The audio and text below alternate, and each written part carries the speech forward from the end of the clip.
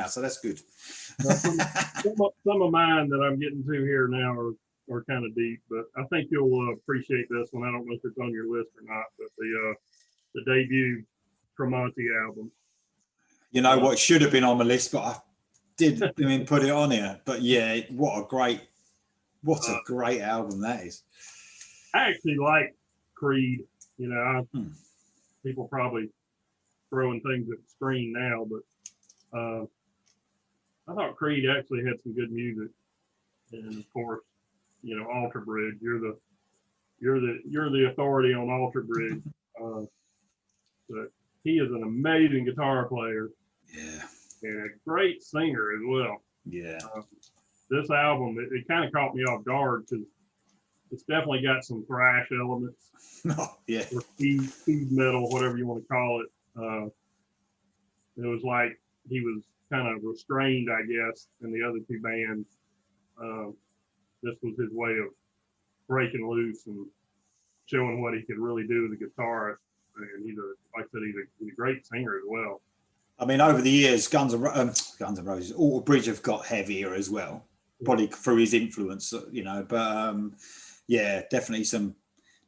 I actually compared this a little bit to the Todd the Tour album because it's like he's broken free and wants to do some thrash. That's a bit like Todd the Tour has done. Yeah. But yeah, it's definitely some thrashy elements on there. But there's nothing. It's all melodic, though, isn't it? Yeah. Oh yeah. That's the thing. It's all melodic, so there's nothing. And I think his voice helps that. Yeah. Again, you know, very, very good, man. Very good choice. And I like this album. This is actually my favorite of his solo album. Yeah, me too. They're all good, but I don't know. Sometimes I reckon he'd bring another one out this year, but sometimes I don't know. Sometimes the thrashy ones start to sound a bit similar on the other albums to me. But they're still great. But that first album was just a shock, wasn't it, really, how good it was, I think. I'm a bit gutted. That would have been on my list, man. So definitely, yeah, great choice. Okay, well, I'm going for Warning, Queensryche. So this wasn't a real favourite album of mine when I was growing up, you know. Rage for Order, Operation Mindcrime, and Empire were and I'm still saying it's not my favourite album. You know, I think it's far from Queensryche's favourite album, best album. But, man, I mean, the voice on this of Jeff Tate, man, just take hold of the flame. When he did that live version, in Japan, Tokyo, whatever it was. Yeah, you just took the words right out of my mouth. That was like otherworldly. Yeah, it's one of them unbelievable moments. You just think, how does that actually happen? How can he sing like that? And there's some great songs on this album. I think production wise it was let down a little bit. It sounded a little bit flat to me, and they got that right on the next album. But you can't deny it's a brilliant album, full up with some great songs, but they got better. But it's a brilliant debut. And obviously they had that EP first, didn't they? Right. And then they went to this, but love it, man. The Warning, Queensryche. It's Warning or The Warning. It's Warning, isn't it? The song on it's called The Warning. Just to confuse the matter. I wish I had picked that one now. That was, Well, that's 1-1 then, because I wanted to pick Tremonti. There you go. Yeah, that Take Hold of the Flame video, that's just, you almost have to think, okay, that's got to be Doctor. You know, that can't be his voice live. You know, but I guess it was. I mean, I saw him, first time I saw him was in '86 when they opened for Ozzy. And that was on the Rage for Order. And they were touring for that one. But I vividly remember how strong his voice was. It's a shame what happened to his voice over the years. Yeah, I mean, to tell you the truth, I've heard his voice live a few times lately, like couple of acoustic things on YouTube. And it seems to have got a bit better, you know, but he doesn't, I think he knows his limitations now. Yeah. You know, if you try and go for that, if he tried to sing Take Hold of the Flame like he did back then, well, wouldn't stand a chance, would he? Yeah. Great album though, man. So, okay, you're up. All right, this is another fairly recent one. And I don't know if you like these guys or not. Ghost. Yeah, I haven't got into them, man, but I can sort of see what people see in them. They don't look how they sound, do they? Right. Yeah, the sound is definitely deceiving. Like I said, if you look at them, you're thinking they're going to be black metal or something like that. When they first came out, I heard them described as Blue Oyster Cult meets, I think it was Merciful Fate. And I think they have more the sound of Blue Oyster Cult with the subject matter of Merciful Fate. I think it's what they were probably alluding to. But I actually like them a lot. I totally understand it's an acquired taste. Not everybody's going to like them, but I actually like them a lot. And that first album, especially. That's cool, man. I mean, their background is kind of cheesy, but it's clearly tongue in cheek. You know, I don't take it seriously, and I don't think anybody else really does either. When they first came out, they were, you know, oh, they're satanic, and you know, it's shtick. You know, is what it is. Yeah. Some of the members originally in like a death metal band or something, but no, they was like they've got their extreme past, I believe. Yeah, so. I mean, nobody really knows other than the singer. Nobody really knows who the other players are because they wear the mask. And they evidently have a rotating every album. I think has different players other than the singer, but I actually kind of enjoy it. Good choice though, man. We haven't had many that match, to tell you the truth. It's cool. Yeah, it's surprising. You might have this one though, because I know you like this, but I don't know whether you think it's that good to be a great debut. That's the Vinnie Vincent Invasion debut. Damn it. What, you got it or you wish you had? No, I totally I should have it. I totally forgot about it. Oh man. I mean, this is definitely my favourite album by them. I know they haven't had many, but so much. Again, a singer leaves a band. I mean, it was very over the top. Yeah. Oh yeah. The solo him, it's like his amp, Spinal Tap. He turned it up to like 11, whatever, and like the solos were just like, if anything, like they were too loud, but you knew what he was up to. You know, I'm gonna play as fast as I can, as loud as I can, but. Yeah, again though, man, the melodic songs that came out of that album, you know, amazing. No Substitute, that slowed down a little bit, but Boys Are Gonna Rock, man, oh fuck, what a great song that is. I mean, I know they look like girls, like most bands did back then, but man, what an amazing album. And I know it's such a shame, like you've mentioned before, you know, what's happened. You know, no music. Occasionally makes an appearance and sings like with an acoustic guitar, does one song or something. Now, why don't some of these, I'm sure he could, like, if he got the money together, put out some good music even now, you know, get hold of a good singer and just mad, isn't it? There'd be a lot of people buy that, you know. Gene Simmons once said that Vinnie Vincent was his own worst enemy, and it's true. I mean, a lot of what Gene says is bullshit, you know, just Gene being Gene. But in that case, he was correct. I mean, Vinnie had the potential to go far, you know, in or out of Kiss. He was a shredder, and he shot himself in the foot. And I don't know what, you know, I guess he had inner demons like, you know, a lot of those guys did, and he just fell off the map. And he made some small attempts to get back out there, but he just, I don't know. I guess his heart's just not in it, or he'd have been doing something by now. I don't want to be controversial or anything, but he definitely kept hold of that 1980s glam image now, hasn't he? Oh, yeah. Yeah, hell, I forgot about that album. I should have picked it out. Do you know that the singer on that one, Robert Fleischman, do you know he was in Journey for a little while? No. He was actually, prior to Steve Perry, he was the Journey singer. They never recorded an album with him, obviously, but they had some demos, and there's a demo of him singing on the Journey box set that they released several years ago. I mean, look, I like Mark Cloer as well, but he weren't as good as the first singer for me. He was nowhere near as good. He had a great voice, man. Thanks. More knowledge. I love the knowledge coming on with you here, mate. It's brilliant. I do know some stuff, but I didn't know that one. Okay. Okay. I'm going to go this time with the debut Blue Murder album. This is another band that should have been much bigger than they were. John Sykes was coming off a White Snake. He had Carmine Appice on drums and Tony Franklin on bass. Originally, Ray Gillen was going to be the singer in Blue Murder. And then Tony Martin was going to be the singer in Blue Murder, but he decided to stay with Sabbath. So John Sykes said, screw it, I'll do the vocals myself. I think he does pretty well. I mean, he's not the singer that Tony Martin is or Ray Gillen was, but I think his voice does quite well with that material. There's some kick-ass stuff on that album.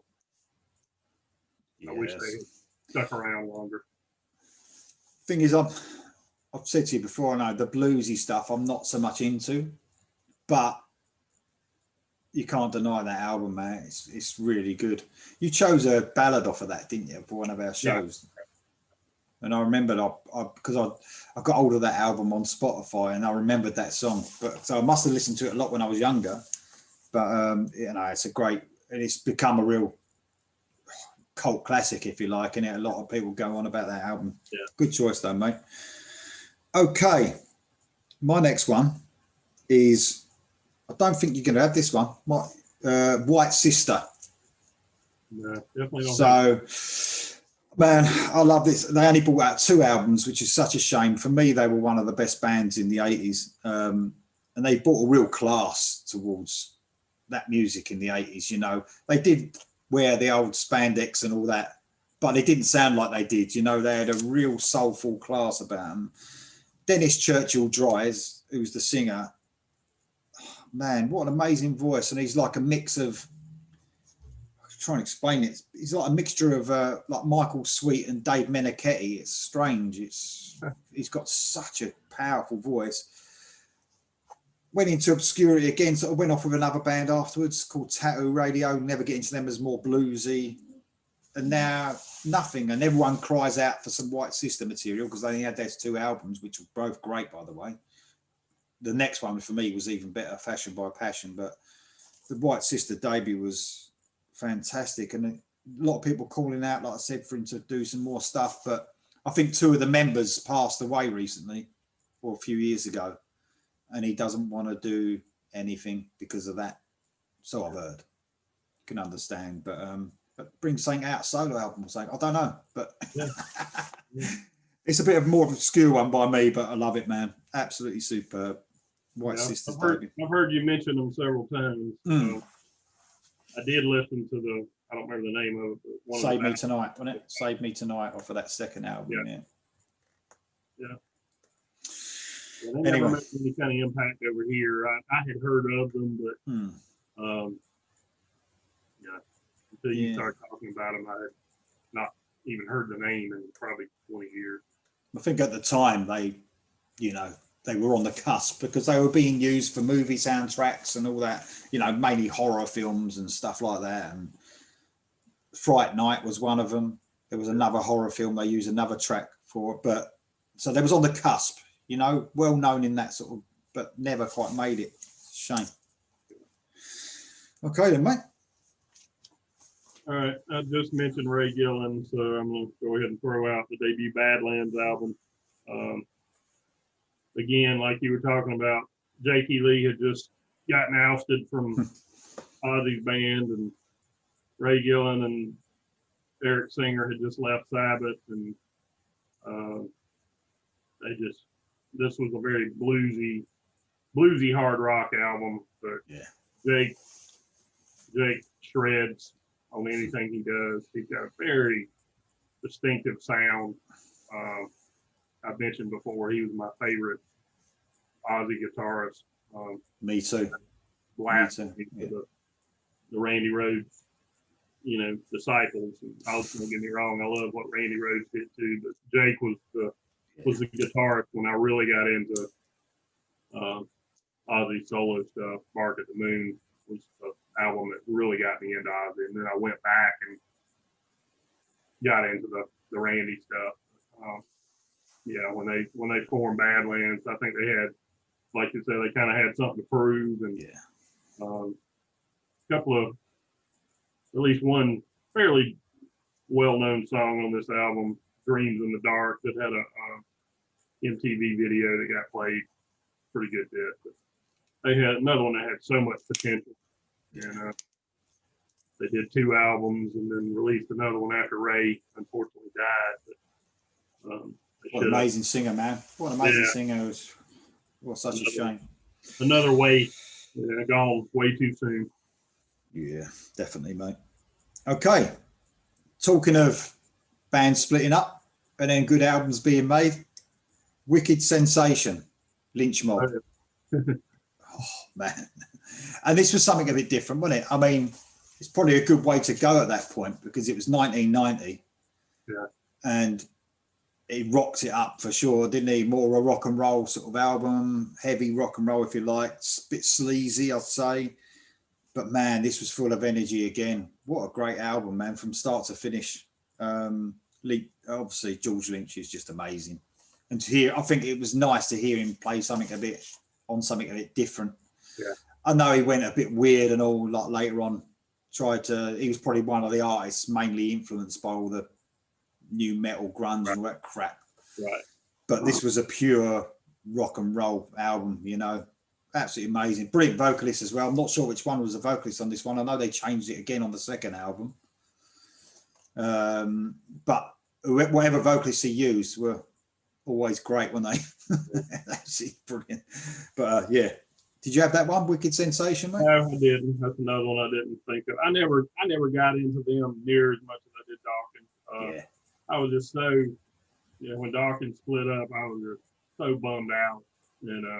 I listened to Lynch Mob when it first came out, but they never quite captured the Dawkins. They didn't register with me like Dawkins did. What I'm trying to say. It was short-lived, to tell you the truth. I mean, 2 albums for me are the outstanding ones. The first 2, they're quite tied for me. Them first 2 albums, but they never reached that again. Yeah. For me either. But no, I was gutted about the Dokken thing as well. But okay then, mate, you're up. All right. This is another fairly recent one, and I don't know if you're familiar with them, but Ashes of Aries. We talked about Iced Earth earlier. This is the album or the band that Matt Barlow started after he left Iced Earth. And this is their debut album. Very heavy, very Iced Earth kind of vibe. They put out a second album, I guess about 2 years ago, that I had very high hopes for, but it was nowhere near as good as the debut album. There's really not a song on it that I go back to, but that debut album, it's up there with any of the Iced Earth stuff as far as I'm concerned. I've got the album. I've got it on Spotify. I've got both of them, but just haven't got round to listening to it enough. Okay. But it does sound good. What I've heard, yeah, sounds really good, mate. Very good. Okay, my next one's a little bit obscure, I suppose. Zeno. So this is Zeno Roth, brother of Uli John Roth, Scorpions fame. And this was 1986. When it came out, I think I mentioned this before in our ballad show, I chose a song off this, but when it came out, got a bit of a dig in the press, this one. Said it was, disappointing, and I think it was like there was high hopes for it commercially, and a lot of money got put into it. The production, I think it was being, in the studio for a long time. They went on tour with Queen for a little while as well. So, they was being like, the hopes for this band were like huge. And I think the album flopped as well. But over the years, it's, fans have AOR fans, especially melodic rock fans, have seen it as a classic. You know, it's weird, isn't it? Some of them albums, isn't it, that are not seen that way, and then years and years later, they're like sought after, and people talk about them in such high regard. And it should have been at the beginning. It's a bit of a quiet taste, I suppose, especially vocally. But he's a great guitarist, man. Zeno Roth, just like his brother, just really like inventive, you know, songwriting. Great album, man, from start to finish. Again, every song I love on that. So here you go. Okay, that's another one I'm not familiar with, other than hearing you talk about it. But. Okay. If they only had one album, is it still safe to call it a debut? Well, it's a debut, mate. Definitely. I struggle because there's only one album. There's nothing to follow it up. But, I don't know if I've mentioned this to you or not. Yeah. David Rock Feinstein, who was Ronnie James Dio's cousin. He was a guitarist in a band called The Rods, and this was his, I guess, solo project. But this album, absolutely, there is not a bad song on this album. I don't know if you listened to it or not, but this is that. When did it come out, mate? Let's see. Had to be early 90s. Yeah, I remember the Rods. I've never liked them, the Rods, but I remember them being about in the 80s and that. Yeah, I never listened to the Rods, but this album, I can't see the date on it. I don't have the full CD with me, but I'm pretty sure it was early 90s. Yeah. Just smoking album. The entire album, there's not a bad song on it. The singer was named John West, who he was kind of a journeyman vocalist. He played with Glenn Tipton for a while, and in fact, he very briefly was in Badlands. After Ray Gillen died, they tried to revitalize Badlands, and John West, he never recorded with him, but I think they did a few shows with him. But great singer, and this album, not a lot of people know it, but if they heard it, they would love it, because it's very, very heavy, very melodic. Got that 80s vibe that we love. Well, hopefully, man, a lot of people will be watching this and will get hold of this stuff. It's that's what it's all about, isn't it? Yeah, the album's called Third Wish. Kind of a cheesy album cover with a demonic looking genie. But yeah, they were amazing debut album, and unfortunately there was not a follow-up to it. Great choice, mate. Great choice. Okay, I'm going for maybe a more obvious one, especially for me here, but the first Alter Bridge album, One Day Remains. So, man, this really took me by surprise, this, because I think music in general was suffering a bit at that stage, you know, early 2000s. There wasn't a lot about for me at that stage. But 2004, obviously riding off the back of Creed, not everyone's favourite band. Like you said, you don't mind a bit of Creed, but they had a bad name. Even now, you know, people slag them a bit. It's a bit like the Winger effect, isn't it? Winger, Creed, them sort of bands to get a hard time, really. Yeah.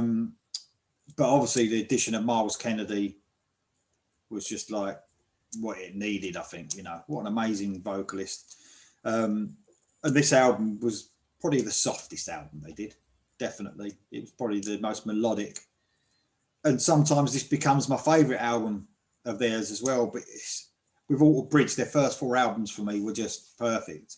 And they, like, you know, one becomes my favourite one day, and then the next day it's a different one.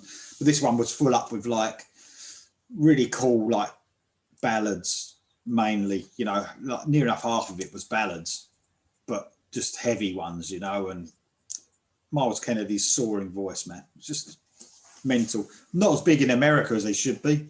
Definitely in Europe they're a lot bigger, but had to choose that one, mate. One Day Remains, Alter Bridge. Yeah, it's kind of strange. They're not very well known around here. No, I don't hear them on the radio. Once in a while, you hear them mentioned. But probably the Creed. It's probably the Creed thing connection. Probably. Yeah, could be. Yeah, probably so. Ridiculous. Anyway. Okay then, mate. I've only got 4 left. I don't know about you. I can narrow it down to 4. Well, we still might match. You never know. All right, I'm gonna go with another one, another obvious one for me anyway. The debut Cage album, Tony Martin's first project after he left Black Sabbath. He hooked up with an Italian guitarist named Dario Malo for this album, and this album's kind of it's not as heavy as what he was doing in Sabbath, a little more commercial sounding, but very, very melodic. And Malo is a shredder on guitar. Some of these songs could actually even fit on, say, a Journey album. They're that commercial sounding. There are a couple that are more Sabbathy, but they've done 3 albums so far, and that debut album is by far my favorite. I just got to tell everyone out there that Mark introduced me to that, and other stuff that might come later in your list. I don't know, but that Cage stuff is just fantastic, absolutely brilliant. What a production on it as well. So, mate, I said to you, didn't I? The production on some of that. A lot of the bands these days want to take notice of that. Really strong. Dario Malo, actually, he's also a producer. In fact, he did the production on it. He owns his own studio. Yeah. So he did all the production on that album as well. But yeah, okay. Another one of those bands that nobody knows, but they had so much potential, and unfortunately came out at the wrong time. You know, this album came out in '98, so that form of music was waning by that point. But, it's a great choice, mate. Excellent choice. Right. Okay. I know you're not going to like this one. Well, you might like it, but not that much to have it. Your missus might, though. So it's the Lynyrd Skynyrd Pronounced 1973, the oldest album on my list, I think. Just full up with classic Skynyrd songs. I love Lynyrd Skynyrd, man, especially the original Skynyrd, obviously, before the plane crash. I think everything they did was great, but this album is by far the best. It's got everything on it. Freebird, Tuesday's Gone, Simple Man. You know, it's just full up, man, and even the deeper cuts for me. Poison Whiskey is great. Everything about this, man, is just perfect. Absolutely love it. Skynyrd Pronounced. I had to get a bit of Southern rock on there, man. I'm not the biggest Southern rock fan and not the biggest Skynyrd fan, but I do like Simple Man. I love that guitar sound in that got a little bit of I don't think metal, but kind of a harder vibe to it. But yeah, my wife would love that album. I need to get her on a Southern rock show with you one time. I'm not that versed in Southern rock, but I could speak about something for sure. She actually used to work in radio, so she's pretty well versed on the older Southern rock stuff. Cool. Okay then, mate. Okay. I think you'll appreciate this one. Sweet and Lynch, Only to Rise, their debut. They've only done 2 so far. Don't know if they'll do a third. I've heard ideas, or heard that they were tossing around ideas for the third one. Don't know if it'll happen or not. This first one was, to me, head and shoulders above the follow-up. Sounds just like what you'd expect, kind of like Striper meets Dawkins. You're right, though, man. They didn't. That second one was nowhere near it, was it? For some reason, don't know why. It's good, but it wasn't nowhere near that album.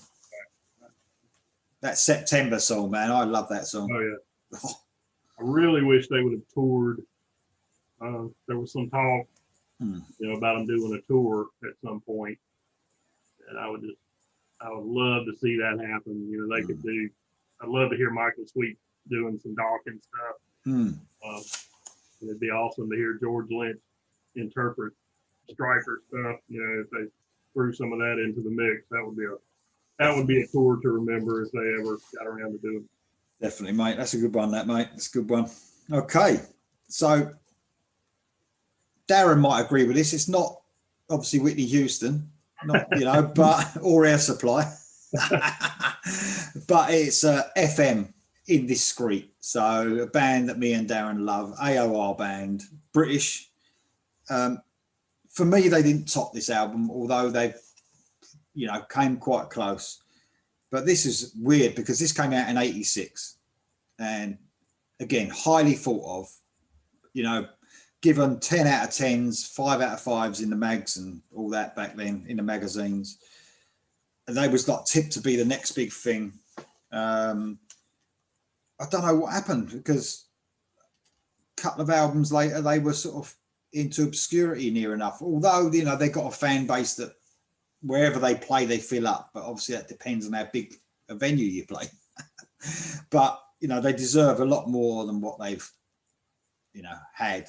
They're very classy, and I think that's what made them stand out again in '86. It wasn't all about sleeping with every woman and drinking. It was more along the lines of, love and, relationships and stuff like that. Are they a Journey Foreigner type band? I haven't heard them. I hear y'all talking about them all the time. You would put them in that category, AOR, sort of more melodic rock sort of side. They never get metal, but they're definitely a rock band. Don't go into pop or anything like that. Sometimes they have a few bluesy sort of moments, which I'm not that keen on, but I prefer their AOR side, if you know what I mean. But very good band, very consistent. We're actually going to do a show coming up, me and Darren, on FM when we get to the letter F. Okay. So I just can't help, I'm on the outside looking in. I don't know anything about them. I just can't help but think maybe the name has something to do with their lack of, FM, just doesn't have the impact of Journey. Yeah. Maybe with a different name, they would have made a bigger mark. I don't know. Maybe, yeah. Good point. But I think they're doing okay now because they've got that fan base, But obviously never going to set the world alight. That sort of music doesn't anyway, does it? Apart from if you're Journey. But there you go. Right, mate. Okay, I've got 2 left. I don't know how many you've got. Okay. Yeah, I can do that. This one just came out this past year. Black Swan. Mentioned them earlier. Robin McCauley on vocals, Jeff Pilson on bass. Reb Beach on guitar, and I can't remember the drummer's name. Matt Starr, I believe his name, played with Ace Frehley. Again, they've only had one album so far. Hopefully, this will not be the only album. Hopefully, they'll do more, because this first album is very, very strong. As I mentioned before, Robin McCauley's voice has not lost any power since the 80s. Reb Beach very much impressed me on this album. I'm not a Winger fan. I know you like him. And I wasn't crazy about the album he did with Dawkins, but he really impressed me on this album. He can shred. I didn't give him enough credit as a guitarist. The thing is, there's so many collaborations now. Yeah. And like you said, I hope there's another album. That's a total unknown, isn't it? There's so many albums come out now, but they're not proper bands. Right. And you think, is this going to be a one-off? And some of them work, some of them don't. Sometimes it's a bit saturated, I think, with the collaborations. That was a real hit, that one, but it doesn't happen. It doesn't work an awful lot, does it? A lot of times it's a bit of a miss, but that's definitely that works, that one. Got the dog here, by the way. He's very quiet at the moment. If he plays up, I might have to move, but there you go. Okay then, mate. That's a brilliant choice, though. Okay, I've got 2 left. So first one I'm going to go for is the band Down. So we're going a bit heavier now. Mm-hmm. Phil Anselmo. And that's their debut, obviously, NOLA, 1995. So, I mean, this is, when we talk about heavy, this is my limit. This is probably about as heavy as I get. I do like a bit of Pantera, but it's like with Pantera, I like a lot of their songs, but I don't like a lot on the album. Sometimes it's a bit too much for me. But Down is like, it's like the Pantera songs that I like. it's an album full of them, you know, and they've got that southern feel. Obviously, they, you know, that they sort of Pantera sometimes had, but I mean, the breakdowns in this, man, are so heavy. The guitar breakdowns, it's just like blows your mind. There's some real cool guitar playing. It's a guy out of Corrosion of Conformity as well with him. So it's a bit of a, I don't know if it started off as a one-off, but obviously it's Phil Anselmo's main band now, you know, and because obviously what happened to Pantera.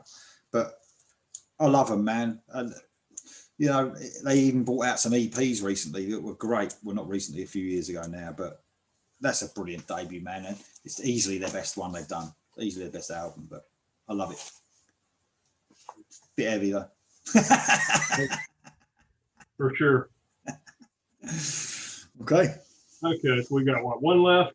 Well, you can have some, you can just do your more honourable mentions, mate, if you've got any after that. All right, I'll just throw this one out then. The debut White Lion album, Fight to Survive. The production on this album was absolutely horrible. Yeah, I know. I'll admit that, but the songs are very strong, and they save the album. I would love to hear a properly remastered version of this one, because, like I said, the songs are very good. The production was just piss poor. I guess at the time they had a pretty low budget, and but yeah, what a guitarist Vito Bratta was. Yeah, I know. Yeah, amazing, mate. Absolutely amazing. He's another one like Vinnie. I wish he would kind of come out of the shadows. And Mike Tramp's still putting out music and touring and whatnot. I would love to see a proper White Lion reunion. Mike Tramp put out an album several years ago, a whole new batch of players. He called it White Lion, but it was not White Lion at all. But I'd love to see a original lineup of White Lion reunite, maybe do a new album, do a tour. But Vito Bratta evidently has no interest whatsoever in doing music at this point. You know, maybe down the road. But, yeah. I think Michael Sweet was like saying he'd love to do some work with him as well. Oh yeah. But I don't know if we're ever going to get him out of the whatever. I don't think it's going to happen, mate. He just lost interest in music, didn't he? Apparently. Yeah. Didn't want to make any more music. It's a shame. It's another shame. Okay. My last one's a big one, actually. And I was sort of skirting around, leaving it till last. So Boston debut, 1976. Yeah. Just amazing album, man. And obviously huge, absolutely made. I mean, he probably didn't even need to make any more music after this. But I even can, you know, we talked about earlier on about overplayed songs, but I've heard More Than a Feeling so many times, but I still love that song, man.